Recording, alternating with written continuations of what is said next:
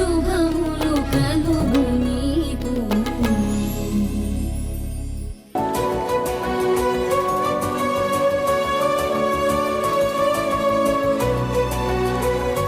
Yes, finish. తను అడిగిన details అన్నీ ప్రిపేర్ చేసినట్టేనా? అయిపోయాయి. మీరు ఇంకోసారి చెక్ చేస్తారా? అక్కర్లేదు, రేఖకు ఆ ఫైల్ మెయిల్ చేసేసి. Okay sir. పంపించేనా లేక ఆగనా? ఎందుకు అలా అడిగావు? ఏం లేదు, మొన్నొచ్చినట్టుగా రేఖ మీకోసం వస్తుందేమో, డైరెక్ట్గా కలిసి ఈ డేటా అంతా తీసుకువెళ్తుందేమో అని. మీరలా ఎదురు చూస్తున్నట్టయితే. వారాహి, నేనెందుకు ఎదురు చూస్తాను? అంటే మొన్న తను కావాలని కాఫీ షాప్కి వచ్చినట్టు నాకు అనిపించింది. మీకు కూడా అలా అనిపించి ఎదురు చూస్తున్నారేమో అని.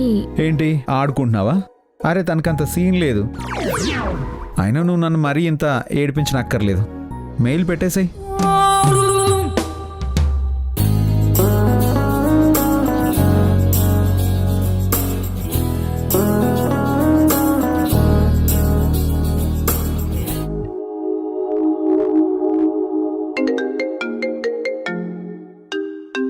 Hi Charan,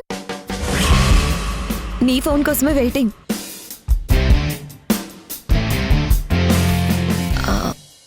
one minute.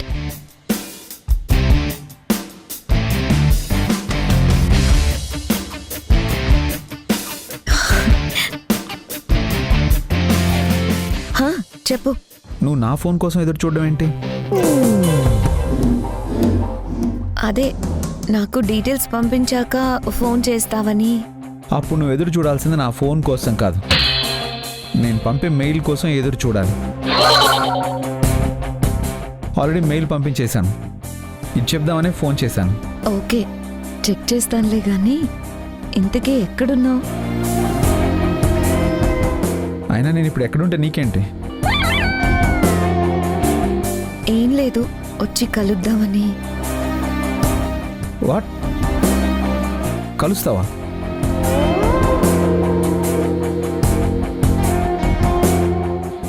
అసలు ఎందుకు కలవడం? నీకు కావాల్సిన మెటీరియల్ మొత్తం పంపించేశాను కదా. అందుకు నీకు థ్యాంక్స్ చెప్పి పార్టీ ఇద్దామని. ప్రాజెక్ట్ వచ్చిందని నువ్వు పార్టీ ఇస్తావేమో, అది ఎంజాయ్ చేసేంత ఖాళీ టైం, ఇంట్రెస్ట్ నాకు లేవు. అయినా నాకు చాలా పనులు ఉన్నాయి. బాయ్.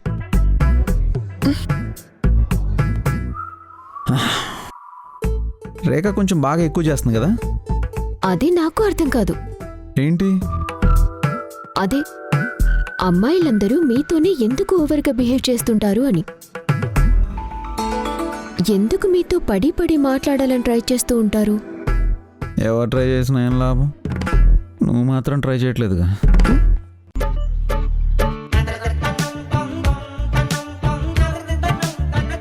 ఆహా, అదే ట్రై.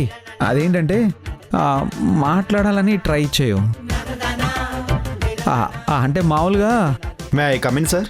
రా రా రా రా. సార్, విజయవాడ బ్రాంచ్ నుంచి ప్రిన్సిపాల్ గారు వచ్చారు. మీతో అర్జెంటుగా మాట్లాడాలంట, పంపించమంటారా సార్? వద్దు, ఇక్కడ వద్దు, నేనే వస్తా. ఇక్కడే ఉంటే కాలి బూడిదైపోయేలా ఉన్నా. పద పద. అలాగే సార్. చరణ్ గారు, మిమ్మల్ని ఒక మాట అడగొచ్చా? ఏంటది? మా చెల్లెలు ఆ ఇంటి కోడలు కాకపోయి ఉంటే మీకు ఈ పనులన్నీ చేయాల్సిన అవసరం ఉండేది కాదు కదా. ఈ పనులా? అంటే ఏ పనులు? రేఖతో మాట్లాడటం, రేఖ వాళ్ళకి ప్రాజెక్ట్ వదిలేయటం. అసలు ఇప్పుడు ఈ టాపిక్ అవసరమా? లేదు సార్, మీరు ఈ ప్లాస్టిక్ రీసైక్లింగ్ ప్రాజెక్ట్ వదిలేశాక ఇప్పటి వరకు కనీసం ఒక్కసారి కూడా మీ చెల్లెలి కోసం ఇది వదిలేయాల్సి వచ్చింది అన్నమాట మాట వరుసకు కూడా అనలేదు.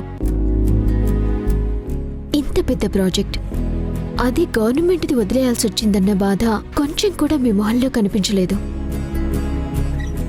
అసలు మీకు ఎలాంటి నష్టం జరగనట్టు చాలా నార్మల్గా ఉన్నారు.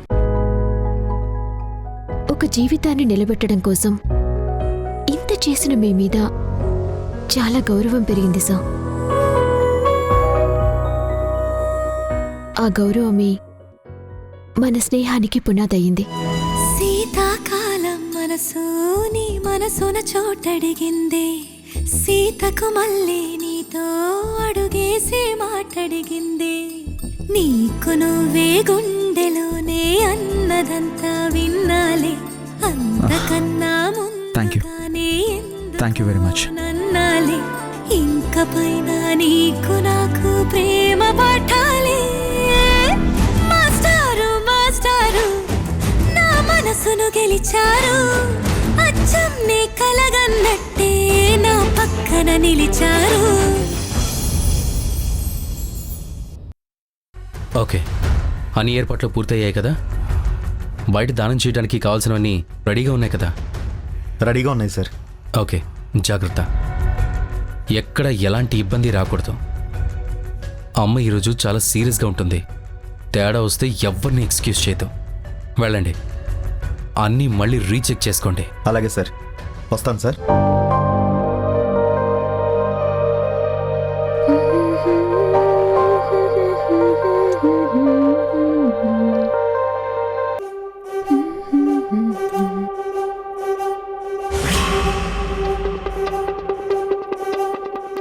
ఏంటి అలా చూస్తున్నావు?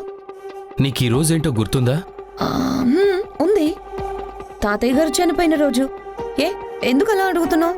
నీకు ఆ విషయం గుర్తున్నట్టు లేదని. ఎందుకు లేదు? అందుకేగా మార్నింగ్ జాగింగ్లో కళ్యాణికి ఒక జర్కిచ్చొచ్చాను. అసలు నీకు ఈ డౌట్ ఎందుకు వచ్చింది? ఏం లేదు, కొత్త కొత్త ఫ్రెండ్స్, వాళ్ళతో ఫోన్లు, ఆ బిజీలో ఈ విషయం మర్చిపోయావేమోనని. చరణ్తో మాట్లాడిన ఫోన్ గురించేనా నువ్వు అంటుంది? యా, అందులో ఏముంది? నువ్వు అతనితో అంత క్లోజ్గా మాట్లాడాల్సిన అవసరం ఏముంది? అసలు నువ్వేమనుకుంటున్నావో స్ట్రైట్గా చెప్పే విక్కీ. మన ఇంట్లో తాతయ్య కార్యక్రమం జరుగుతున్న టైంలో నువ్వు అతనితో మాట్లాడడం ఎందుకు? అతను మనకి తన బిజినెస్ ఇచ్చేశాడు. అతనికి మినిమం థ్యాంక్ఫుల్గా ఉండడంలో తప్పేం లేదు కదా. అదే కాకుండా నేను అతనికి కాల్ చేయడానికి మెయిన్ రీజన్ ఇంకొకటి ఉంది. ఇంకేంటి? చరణ్ మనకి ఎంత ఫేవర్ చేసినా అతను మనకు ఒక బిజినెస్ రైవల్రీ. సో అతనితో కూల్గా ఉండకూడదు.